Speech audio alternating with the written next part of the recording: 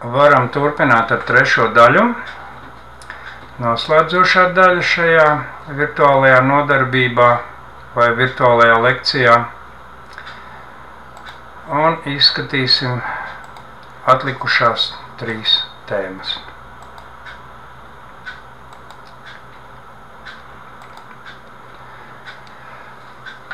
Derīguma termiņi, to būtība, medicīnisko ierīču apstrādes saistība ar ķirurģisku brūču infekciju un apstrādes procesa kontrole.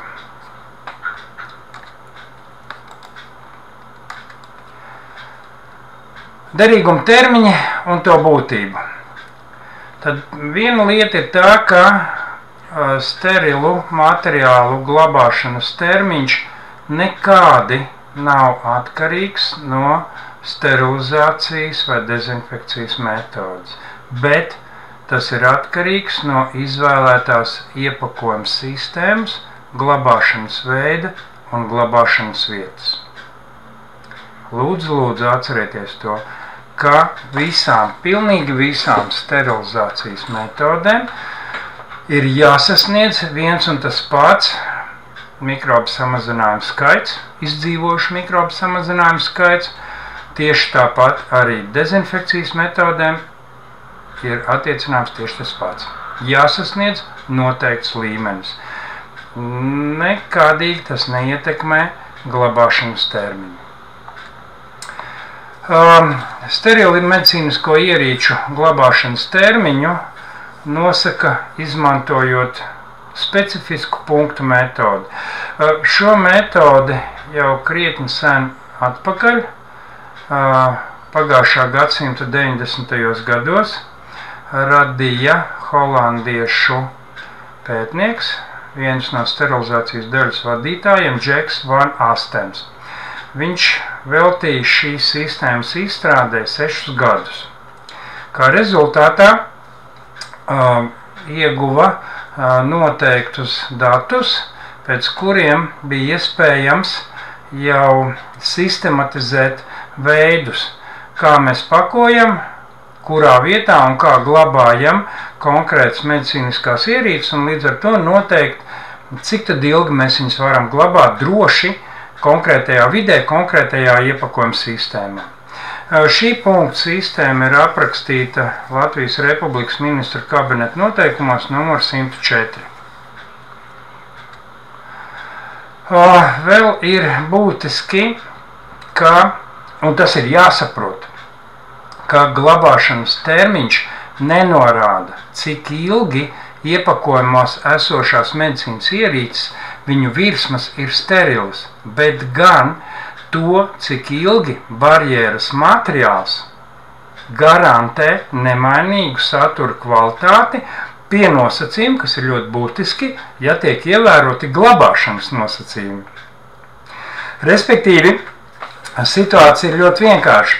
Ja mēs, piemēram, esam iepakojuši dubultā papīra plastikāta iepakojumā kaut kādu instrumentu, esam to sterilizējuši, nogādājuši lietotājiem, bet ja lietotājs neglabā pie sevis šo iepakojumu tā, kā to prasa nosacījumi, bet, piemēram, kaut kur māsu istabā uz galda, blakus kafijas krūzē, tad šis iepakojuma barjera vairs negarantē neko.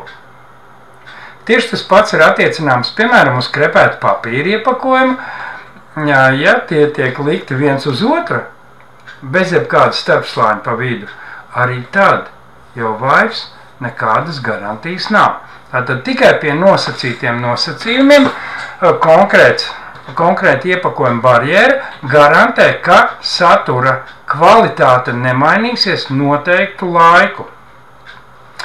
Un vēl ir lieta, kas ir jāizprot, ka tas fakts, ka ir beidzies iepakojuma derīguma termiņš.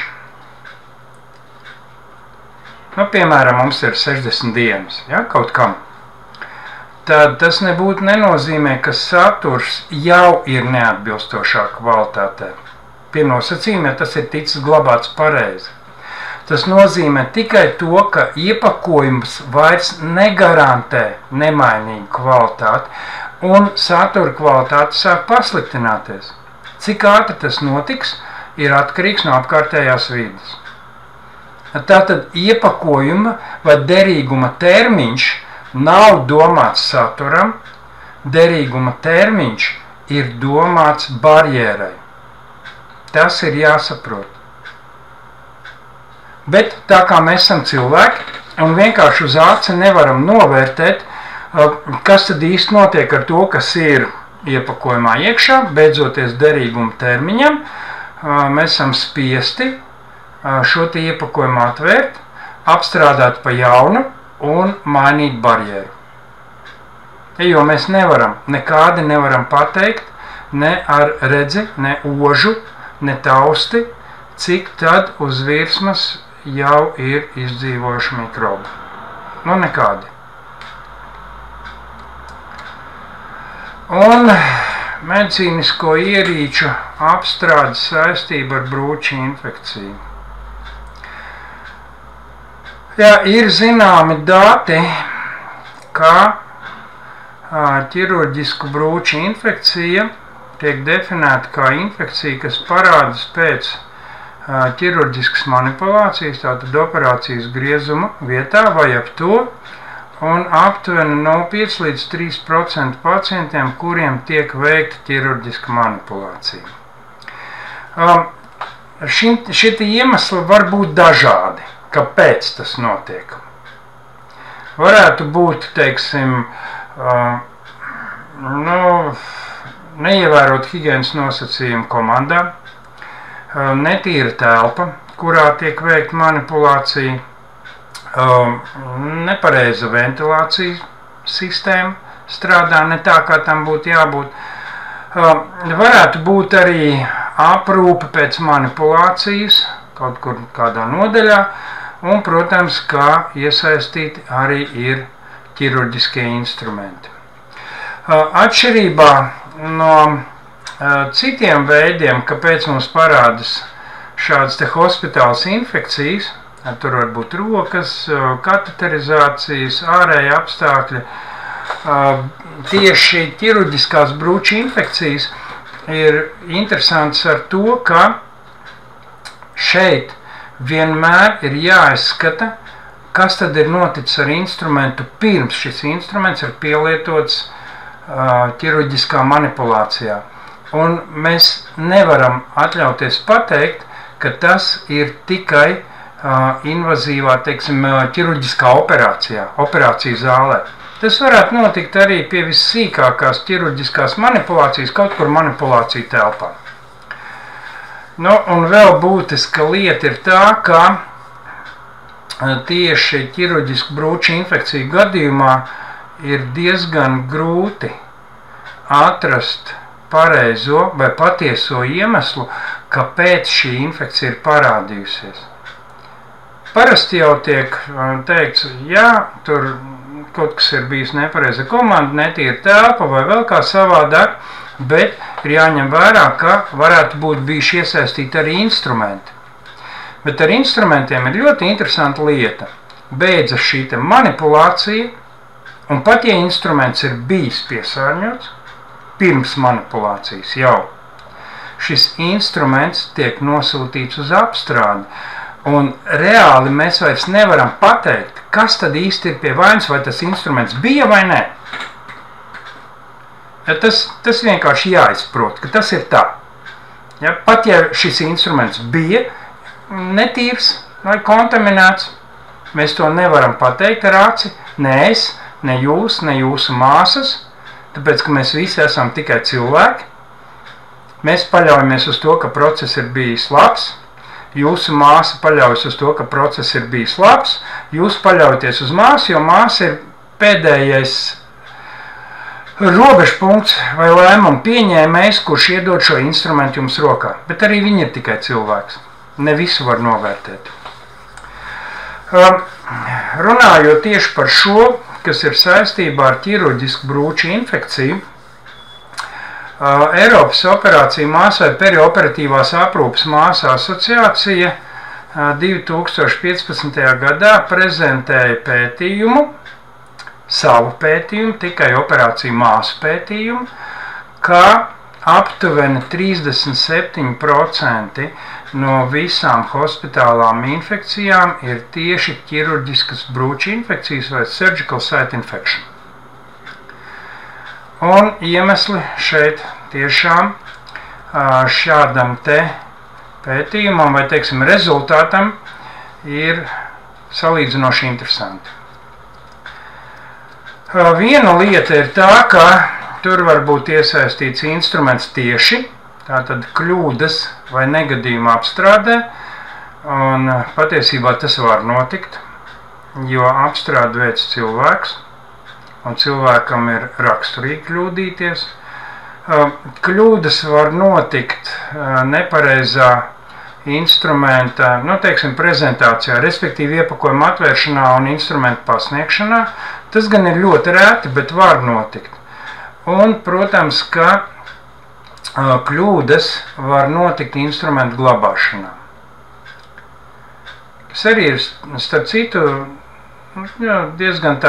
diezgan riskants pasākums, jo nevienmēr šie instrumenti tiek glabāti tā, kā viņiem būtu jāatbilst. Iemesli tam var būt gan subjektīvi, gan objektīvi.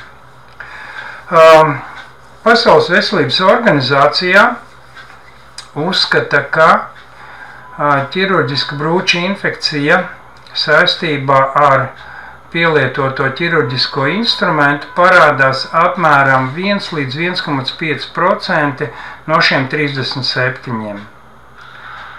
Bet mūsu viedoklis, kā instrumenta apstrādātāju, ir, ka tas ir aptuveni 10% no visām šīm 37% ķirurģiskām brūču infekcijām. Un tas tiešām ir saistīts ar šīm iespējamām kļūdām, ar iespējamu nepareizu atvēršanu vai nepareizu prezentāciju un glabāšanu. Runājot par kļūdām, kā jau es teicu, mēs visi esam cilvēki, apstrādi veic cilvēki, lai arī lielā vairumā automatizēti, bet tie darbinieki, kuriem ir jāpieņem lēmums sūtīt šo instrumentu uz operāciju bloku vai manipulāciju telpu, sūtīt vai nē, arī viņi ir tikai cilvēki. Tas ir viens, un otrs, ka šie instrumenti jau ir iepakoti. Viņiem patiesībā nav iespēju nekādu novērtēt kvalitāti. Lai to izdarītu, viņiem ir jāatver iepakojums, vai patiesībā iepakojums, kāds viņš ir, jāsūta uz laboratoriju. Lai tur to atver, pārbauda, sūta apakaļ, bet tas jau atkal ir nesterils un ir jāapstrādā priekšā. Tad šeit ir riski. Ja mēs runājam tieši par apstrādi. Kā es teicu, aptuveni 10% no visām brūču infekcijām ir tieši vai netieši saistīts ar ķirurģiskiem instrumentiem. Un pats interesantākais ir 4. punkts D. Pārāk ilgs laiks starp manipulācijas beigām un apstrādes sākumu. Jo mikrobi vairojas salīdzinoši ātri, un jo ilgāk mēs šo te instrumentu glabājam, neapstrādātu, pirms nododam apstrādē, jo lielāka varbūtība, ka šo mikrobu skaits ir arvien lielāks un lielāks. Jebkurš samazinājums, kā es teicu iepriekš, ir tikai reižu skaits. Un var būt tāda situācija, ka šis te sākotnējais piesārņojums ir tik liels, ka atlikums pēc apstrādes ir pilnīgi pietiekoši jaunai infekcijai. Tas var notikt. Un jo ilgāks ir šis laika periods starp manipulāciju un apstrādi, jo lielāka šī varbūtība ir. Ja mēs runājam, teiksim, par dažādām rekomendācijām, tad dažādi instrumentu ražotāji rekomendē ne ilgāk par 6 stundām. Pieļaut turēt instrumentu pēc apstrādes pēc manipulācijas līdz apstrādei, bet instrumentu ražotāji šo laika periodu izskata no instrumentu materiāla viedokļa. Kā uzvedīsies materiāls, ja viņš visu laiku būs, teiksim, asiņu iedarbībā. Ja? Tātad asiņu iespaidā, kas notiks ar instrumentu. Savukārt, ja mēs izskatām šo te problēmu jau no nākamā pacienta inficēšanas risku, un tās ir arī starptautiskas rekomendācijas, tad šim periodam no manipulācijas beigām līdz apstrādes sākumam būtu jābūt nelielākam par 90 minūtēm.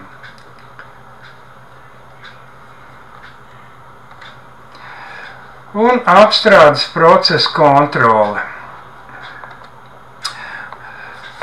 Būtiski ir tas, ka instrumentu vai medicīnisko ierīču apstrādes procesa rezultātu kontrolei nepastāv produkta kvalitāte, nesagraujošas metodas, lai mēs to pārbaudītu. Vienkārši nepastāv. Jo, lai ko mēs arī nedarītu ar gatavu sagatavotu produktu, tikko mēs to sākam pārbaudīt, mēs esam sagrāvuši produkta kvalitāti. Mums šis produkts pēc pārbaudas ir jāatgriež atpakaļ apstrādē. Un jūs viņu nesaņemat. Bet savukārt mēs varbūt jūtamies ļoti droši, ka šī virsma bija kvalitatīvi sagatavota. Par to apliecināja laboratoriskie pētījumi un protokols. Bet jūs to nesaņemat, jo produkta kvalitāte ir sagrauta. Un ir tā, ka pilnīgi visi apstrādes procesi tiek kontrolēti, vai tiem būtu jābūt kontrolētiem ar dažādu veidu indikācijām. Varētu būt olbaltumvielu palieku testi. Tie ir tieši objektīvi testi, kurus pielieto mazgāšanas posmu pārbaudēji. Ja tā tad ir iespējams noteikt, cik tad uz konkrēta instrumenta virsmas, konkrētā kvadrātcentimetru daudzumā, cik ir palikuši olbaltumvielas. Šeit arī specifiskas prasības.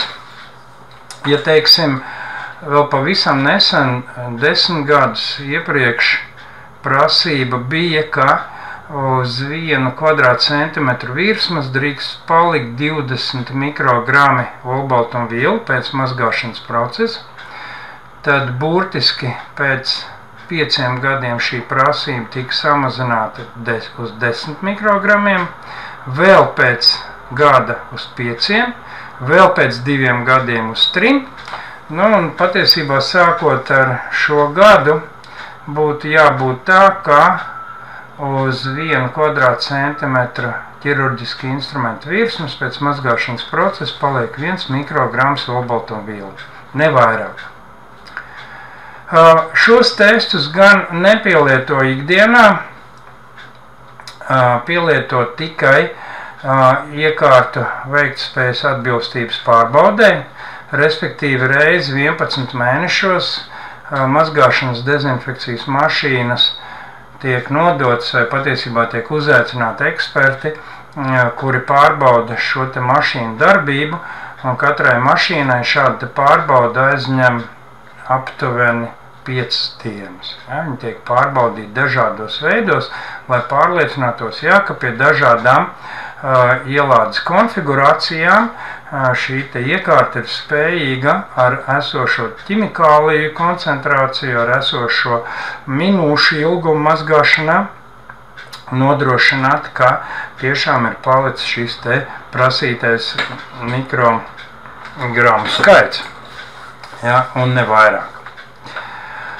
Ķīmiski nomazgājuma testi arī tādi eksistē, bet bēda ir tā, ka tie ir netieši testi.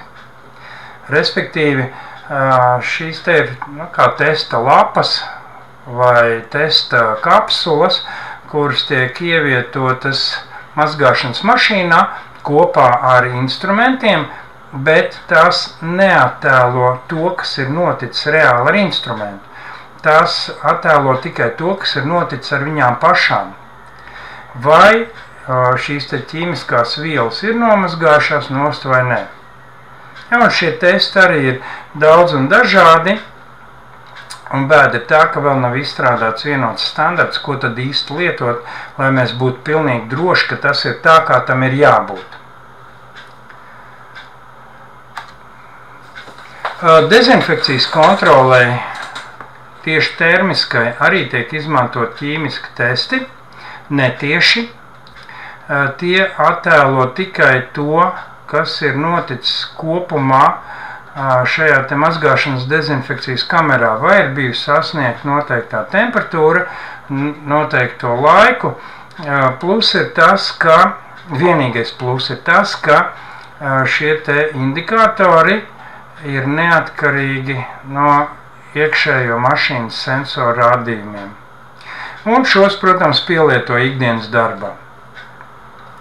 Vēl papildus tam ir arī iekārta izdrukas, tātad izdruka tieši no mazgāšanas dezinfekcijas iekārtas, kura uz papīra lentes parāda, jā, tik un tik ilgi mums bija tāda un tāda temperatūra, tik un tik ilgi tāda un tāda, bet šī izdruka parāda to, ko mērīja iekārtas iebūvētie sensori. Un, protams, ka ir arī datora izdruks, tātad šīs te iekārtas, viņām būtu jābūt normāli, būtu jābūt savienotām ar kaut kādu datoru, un ar datoru programmatūras palīdzību šie te tiek attēloti grafiskā formā, kas tad īsti ir noticis ar šo iekārtu vai konkrēto ciklu tā darbības laikā. Arī šos pielieto ikdienas darbā. Runāt par sterilizācijas procesu, mums ir ķīmiski indikātori, tātad netieši attēlo, vai ir sasniegti visi nepieciešamie parametri, temperatūra, ekspozīcijas laiks, aktīvās vielas klātbūtne. Un tieši sterilizātoru kamerā, kas tad ir noticis, vai ir iepakojumi iekšienē. Un arī šie indikātori ir neatkarīgi no iekšējiem sensoriem, tos pielieto ikdienas darbā, bet atcerieties, ko es teicu, tie ir netieši. Bioloģiskie, tieši tāpat kā ķīmiskie, ir netieši kontrolas mehānismi, kuros tiek pielietotas konkrētas baktērijas sporas ar visaugstāko rezistenci pret konkrētu procesu. Tad gan autoklavēšanā, tātad piesātināt ūdens tvaikā, gan etilēnoksīdā, gan sterilizējot ūdeņraža peroksīdā ar vai bez gāzes plazmas vai zemes temperatūras tvaiks ar formaldehīdu tiek pielietotas divas dažādas sporas. Ja? Katrā gadījumā spora ar visaugstāko rezistenci pret konkrēto procesu. Un arī šīs kontrolas metodes ir paredzētas tikai lai pārbaudītu iekārtas darbības efektivitāti. Un šos pamatā pielieto tikai veiktspējas atbilstības pārbaudas laikā. Ja, ikdienā šos indikātorus pielieto ļoti reti. Dažās valstīs tas gan ir noteikts ar likumdošanas normu, ka tam ir jābūt pielietotam, bet mīnus ir tas, ka sagatavoto produktu nedrīkst atdot lietotājam, kamēr nav beidzies inkubācijas periods. Un inkubācijas periods ir 12-24 stundas. Ja, kad šim te konkrētajam produktam ir jāstāv un jāgaida, kamēr parādās rezultāts šajā te bioloģiskajā testā. Un, protams, tieši tāpat eksistē arī iekārta darbības izdrukas, un tieši tāpat eksistē arī datoru izdrukas, kur abi šie te veidi tiek pielietot ikdienas darbā, kā procesa pareizības apstiprinājumi.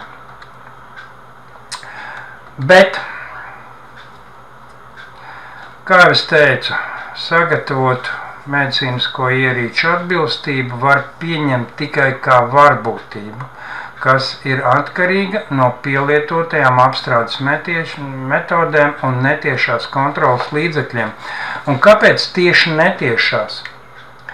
Jo viss tas, kas tiek pielietots ikdienas darbā, sākot ar mazgāšanu, beidzot ar sterilizācijas procesu, visas šīs indikācijas ir netiešas. Visas šīs indikācijas apliecina tikai to, kā darbojās iekārta, pareizi vai nepareizi, un neko vairāk. Neviena apliecinājuma par konkrētas medicīnas ierīces patieso stāvokli. Neviena no šīm indikācijām neapliecina vai neattēlo to, kas notika ar medicīnas ierīci iepakojumā.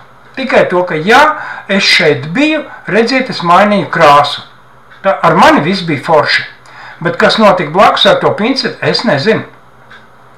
Tāpēc tā ir tikai varbūtība. Vienīgais, kas ir reālais, objektīvais indikācijas veids vai, teiksim, pārbaudas veids, ir šie te proteīnu vai olbaltumu palieku testi, bet tie ir attiecinām tikai un vienīgi uz mazgāšanas procesa rezultātu. Un, protams, kā arī laboratorisku uzsējumi. Bet laboratorisku uzsējumi pēc šiem mums ir noteikti jāveic atkārtota apstrāde. Un nākamais process, kurā būs šī te atkārtotā apstrāde, atkal beigsies kā varbūtība. Diemžēl tā tas ir, un tas būtu jāsaprot. Nu tā, un tagad atsauces, jā, tad, lai jūs redzētu, par ko kopumā ir runa, tātad šeit ir uzrādītas visas atsauces, kur jūs varat paņemt kādu nepieciešamu informāciju, ja jums tas ir tiešām nepieciešami. Un laikam tad paldies par uzmanību un jūsu pacietību.